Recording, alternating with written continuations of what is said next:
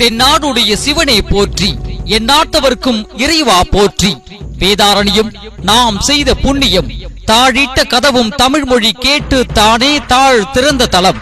ஸ்ரீ வீணாவாத விதூஷணியம்மாள் சமேது ஸ்ரீ வேதாரண்யேஸ்வரர் திருக்கோவில் மாசிமக பிரமோற்சவத்தை முன்னிட்டு ரத்தின சிம்மாசன ஹம்ச நடன புவனி விடங்கு தியாகராஜர் சுவாமிக்கு திருத்தேர் பவனி விழா நிகழும் மாசி மாதம் 8ஆம் நாள் 20/2/2024 செவ்வாய்க்கிழமை காலை 8 மணிக்கு மேல் 9 மணிக்குள் திருத்தேர் வடம்பிடித்து தொடங்கும் பெருவிழா.